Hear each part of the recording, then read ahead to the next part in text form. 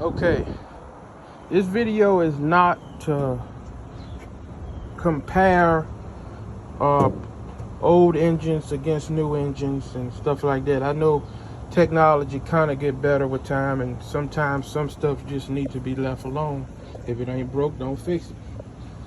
But with this video, I'm going to explain why I'm not going LS. And I'm not going LS. The first reason why, because my engine has enough power for me. It doesn't smoke and it runs good. And another reason is everything that I need, from the hoses, radiator, fan, all the front drive, everything is right here. And I do not need to change nothing. I don't need to change my fuel pump, fuel tank. My fuel pump is right here. I mean, you can actually keep it under your seat. So let me tell you the cheaper way of things. If you was going to keep this engine, right here, you keep your flathead screwdriver under your seat. Right here, keep your filter under your seat. You keep you some 3/8 line or 5/16 line, whatever line you have. You can keep it, a piece of it, right under your seat. That way, if anything get old and corroded or something, and you have a leak on the highway, you can just go ahead and change it. But as you can see, this clamp is a flathead. This clamp, flathead. This clamp here is a flathead. The radiator hose clamp is a flathead. You don't need no special tools to take anything off. And on top of that, you can keep a distributor cap, you can keep a rotor, and you can keep the coil right behind your seat. One coil runs this whole engine.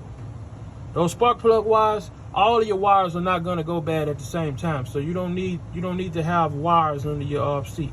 If you have a wire that got burned by a header, you can keep one wire if it's long enough. Or if not, you can make it back home on 7 cylinders. Trust me. Okay, like I said, the fuel pump. If you develop a leak where the line is or anything, you got a flathead screwdriver that undo the clamps, and 7/16 millimeter bolts that you can bag out. You can have a little regular stock toolkit, a little bitty toolkit you can keep under your seat, and you can have a pump for $27 right there. You can change your fuel pump. You don't have to go in the tank. You don't need all that special tools. A carburetor that runs bad, if you on the highway, most time you can still get home, even if it's running bad, if you got something in it. When you go to stop, it might cut off if you got something in the system and it's running bad, but you'll still get home. It's no sensor that goes out that stop it completely from running like that, like it would on the LS engine. Okay, and what else? With this setup, if my alternator belt break, I still have my power steering belt. I still can have my fan turning to cool in the engine, and the compressor belt. But sometimes, I'm not gonna lie, once one belt break, it get tangled up with the other ones and all the shit come off. But if that's not the case, if it just pop, it might just fall down and you might be good. But you don't lose everything at one time like you do with a serpentine belt. And another reason I'm not going LS is because I like the feel and the sound of an older engine in an older truck. I had a 2004 Chevy Silverado with a 5.3 liter in it with a nice cam in it. I loved the LS motor in that truck.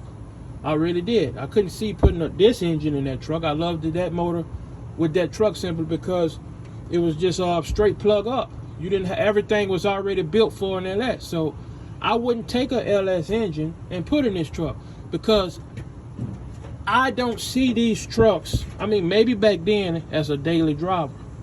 If that's all I had, maybe so. But once you drive a new truck and you go back to your old truck feels old. But if this is all you ever had, I mean, you'll be okay with it. But I know this is not an LS, but it's a fuel injected truck right here. This one of my white trucks and my work truck. And this is the truck I drive every day to work. I mean, it starts up. You don't have to let it warm up. You can just start it. I guess after even if it's real cold outside, the computer adjusts all the fuel air ratios, so you don't have to sit there with your feet on the pedal. You can just basically take off. But I can drive this every day to work with this new time we living in.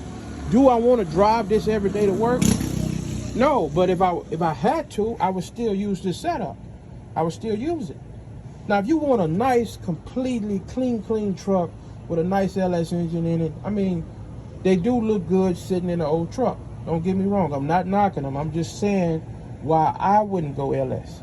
And I like tinkering with carburetors. Once you get it set right, you're good for a while. I like having everything in a garage on a shelf, not having to buy new stuff, and I can make stuff. If something don't fit, I can make it fit till I get back home. I could just make anything work. But with having sensors, knock sensors not acting right, cam shaft position sensor, crank sensor, any little sensor that goes out, sometimes they get stuck in the block. You just have complete problems with it, you know? And again, I'm not knocking them, because if I still had my 2004 model, like I said, I loved it in there. But just when you have these trucks, just say for instance, you change the motor because you want a new motor in it that's faster. You want an LS motor, and you like the sound of LS, I guess. Okay, do you change the AC because you want vintage air? Do everybody do that? No. Because, I mean, the vintage air is going to blow harder than the regular one that it comes with. Do you want some faster wiping windshield wipers? Do you want some projector headlights, so that, like the new cars got? Or everybody want the LED headlights that comes on it? No. Do you want the automatic start that the new vehicles has? It's a lot of stuff you don't worry about when you got an old car, simply because it's old. So when you're driving an old car, you're going back in time, and I like the feel of going back in time. I wouldn't take a Model A car and put a 454 or 350 engine in it. I keep the same little small engine that it had in it, you know. So you're just going back from generation to generation, and I'm just telling you why I wouldn't do it. I don't see the need to do it. Not knocking the people that do. They got people maybe want to daily drive these trucks. But me, for instance, a 5/8 socket, take the spark plugs out. You got your wires right there. Probably about $35 in wires. Even if it's the cheap wires, it is what it is. Filter is going to cost you about $8. You keep you some fuel line in the truck. You got a spring right here to basically bring this back, so your throttle blades are closed when you let off the pedal. Hey, everything is just nice and simple. You can have a regular toolkit and change everything on side the road in your truck, because I don't care if you got a new engine in your truck or old engine. If you drive it enough, you're gonna break down. Everything gets old, you're gonna break down.